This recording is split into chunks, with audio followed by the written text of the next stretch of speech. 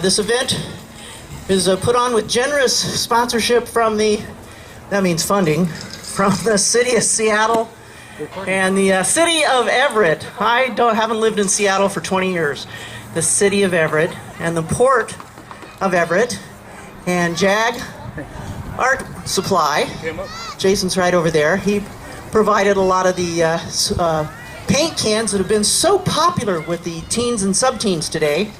And Shack Art Center has put on children's activities. And if you didn't make it down to the pottery demonstration, Salish Sea Ceramic Studio will be doing, Rachel Recker, will be doing another demonstration at 3 o'clock. Anyways, and now we have, I see that you texted me, Tom. Yeah. Yeah, okay, hold on. I just lost the intro for Tom. Would you like to introduce yourself, Tom? No. Our next poet is a journalist, a videographer. He's got a lifetime project of making a video about the history of Red Sky Poetry Theater in Seattle. Yeah, don't shoot me. And he has a new book out called Paper House. Is that the name of it, Tom? Paper Yeah. House? He'll no doubt show it to you. And without further ado, may I introduce Tom Prince. Woo!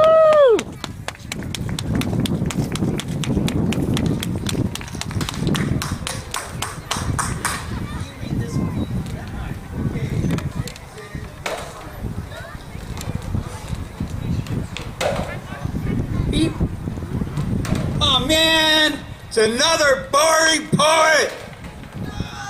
Boring poetry.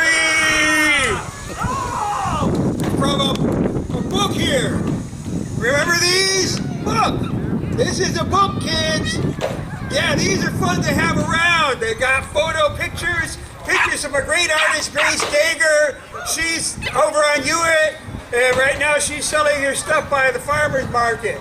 The back is Grace Dager's too. Inside is more art, kids.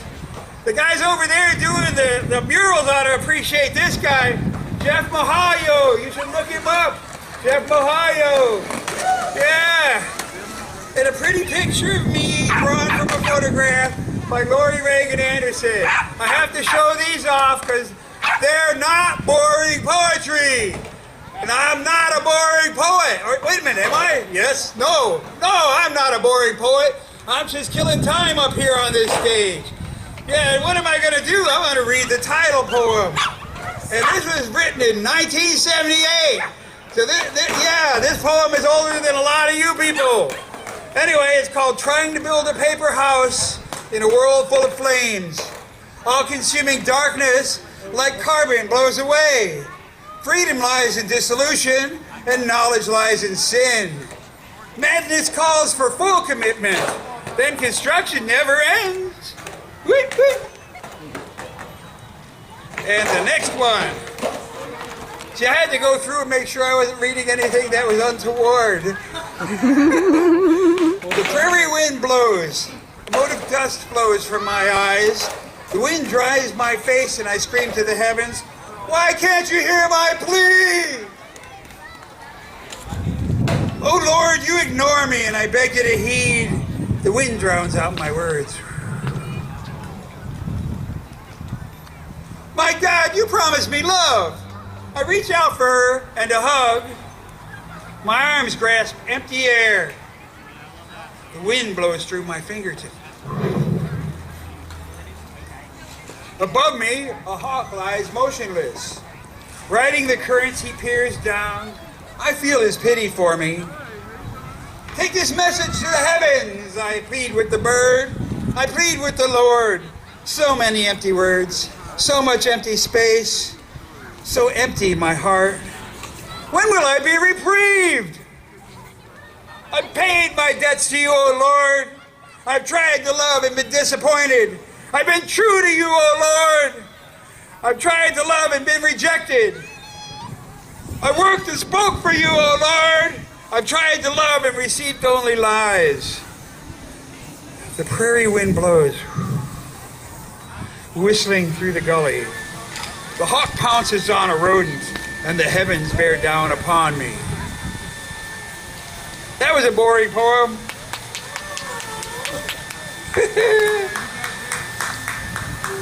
Thank you. Oh, I'm not going to read that one. I'll read this one. This one's 1/18/1980. Perplexed. The solar flyer perplexes me. I feel the drawstrings tug. My heart like iron has been wrought by heat and craftsman's blow. The fire that burns inside of me is raging once again. The image I'll be turning to is jumbled in my head. The craftsman, with myself in mind, controls the heat and bends the shape I'll live with till the end. The solar fire perplexes me. I hope the strings don't budge, for a broken spring tied in a knot is never quite as strong. It's going. My name's Crystal, and I'm going. And this one's called The Long Road. This is 12/3/2009. Lounging on the bed outside, I go. Behind me is a crumbled bridge. I crossed over with high hopes and great expectations, only to find the earth cracks in my footsteps. So the only thing A long road I see before me. On one side is a swamp, steaming, festering, and toxic. And so I kind of have to like. The other side is, other roadside edge is a lava flow, hot, viscous, burning, and explosive. There's only one direction. I must walk through the gates of heck. Into the abyss I fall. See how I self-censored there? Isn't that nice? Whatever. Yeah, another Boeing poet. He self-censors. Yay! Oh, here's one. For all you people who like to be public things on stages, this is for you. 09/25/2014. This is called Tornado. I dance in the eye of tornado. It doesn't get any higher than this. Undue pressure, breath sucked out. It doesn't get any lower than this. I hear the howling of poets repeating the same verse over and over and over, as if unable to do otherwise. Unable to contain the howling wind or of their continuous voices, each a different refrain, a cacophony of words all fraught with deep meaning. I dance to this sound, mesmerized. Swirling around me, I see pages torn from books and shredded by the relentless wind. Never to be seen, only to river to have been and gone. As I dance, I reach out, grasping at shards before they're sucked into the atmosphere, stratosphere, up and beyond, ultimately into outer space.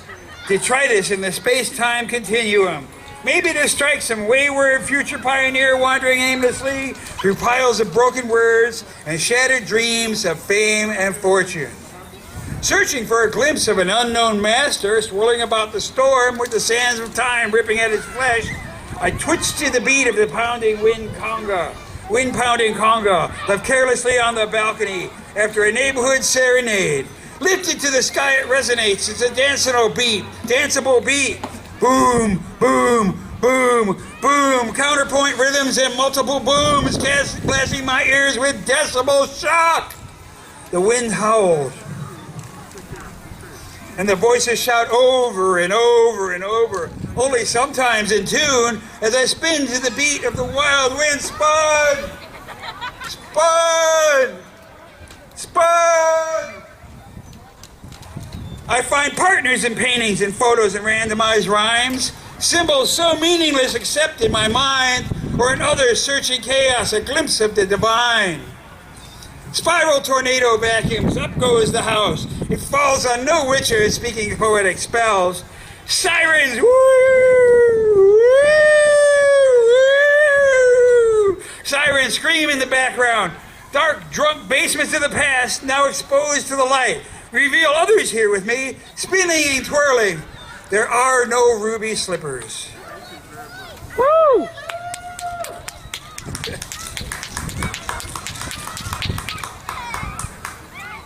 This one is 1/11/2010 in January 2010. Our love echoes. Our love is an echo resounding over the mountaintops, resonating through the peaks and valleys. The cries of ecstasy repeating, then subside to extend the moment. peak and then trough, and peak through, then trough, till finally we allow ourselves the ultimate timeless moment.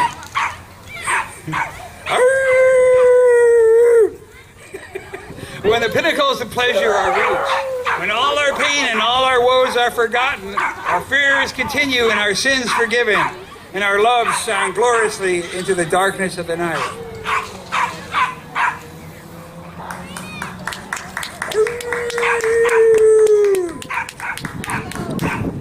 13010. That was a productive month, apparently. Golden ring. The wheel of life spins round, revolving so quickly, sight is often a blur.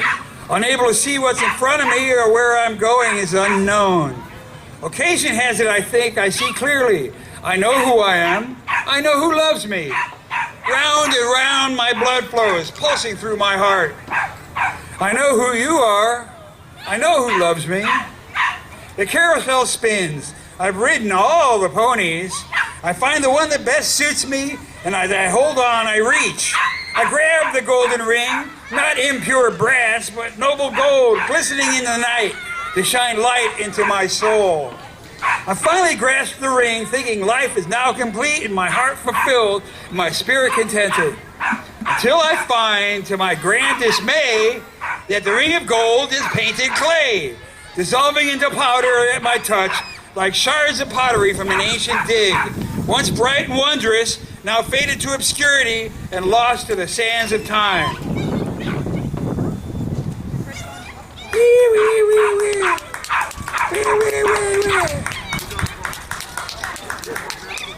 Now this poem is a poem that's written about a small little river town, much like Everett. This is Rockford, Illinois. Yeah, I wrote this in September 21st, so it's like, you know, the equinox poem of 1999. And this is the first summer rain. It's called River. The first summer rain falls, washing the dirt and dust out of the air and into the ground and into the gutter. The river overflows. The grime of a Midwestern town pours into the current and rages above the bank. An industrial town devoid of the glimmer and glamour of a larger city. The dark sky reflects the grayness of the people as the river reflects the gray concrete buildings. It isn't just a place to build guidance missile systems or a fighter plane. The river still flows to the sea. It has beauty despite all odds. The people still flow through the river of time and they reflect their surroundings. Even the gray buildings are a chorus of light as nighttime reflections dance on the surface of the rushing river. Even the people are a chorus of song as they dance on the surface of rushing pleasures. The darkness of night serves its purpose, and there is hope. Hope for the future, hope for mankind, hope for the crippled and hope for the blind. Soul in the wicked, light in the mind. Humanity pulses some mysterious rhyme, and I watch, hoping to catch a glimmer, a faint spark of flame, a ray of lost sunlight amidst the insane and lost sad people, of which I am one. Woo! Another boring poem! Woo! Boring poems! Woo! Oh! Here's one. Rumble, rumble, rumble. The rolling of the waves. I hear the sirens calling, getting near the edge. The waves lap at my feet, so strong I can't ignore. I can't go back. I don't want to go back. You won't see me there no more. I feel the current pulling. I have to go tonight. To the horrors of the darkness and the murky waters deep. I have to see the devil sitting on his black and putrid seat. I can't go back. Don't have the strength to go back. You've seen me here once more. How much time? A few minutes? Okay, this one's April 1983. It's called Fallout.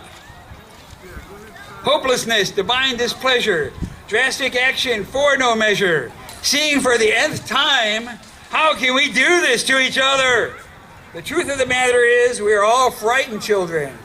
Sitting in the grade school hallway with our heads in our laps, waiting patiently for the bell, or waiting for insurance from frightened parents that they can never give, that they can never really exist, fighting hopelessness. Woo! this is the last poem in the book. The last boring poem. If I can find it. Come on, look over. There it is. Last boring poem with the cool graphic by Jeff Mahayo. Yeah. Really should look him up, artist people. 1977. This is Humankind. Will a whisper the night? She descends from a star. And she turns and says, you are to go far. I just wonder why. So she says to me, make a wish, it will be.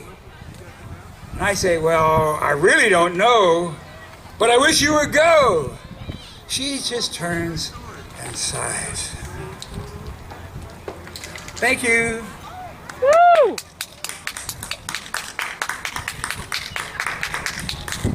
Oh yeah, and thanks Cydney. Cydney made this happen. We should all give her an applause. Not by myself. It took a lot of people to do this. Pamela Haynes, a lot of other people with the Delta Neighborhood Association. We're good. Thank you. Her idea. Yay! Another round of applause for Tom Prince, another boring poet. I wish you could sing that, Tom. I got something else to say. Oh, do you? I almost forgot. That might. Is Crystal Moreno in the house? I just making sure. Thank you. Thank God. Okay, sorry. I almost forgot. This book is for sale, and I have it over here in the white tent in the middle of the stage over here. So, like, if you want to buy this book, it's only $10, and that's worth it for the art itself. You can scan the art and put it on a wall. I mean, then you'll have an original Grace Dagger on your wall. That's something. Anyway, thank you again.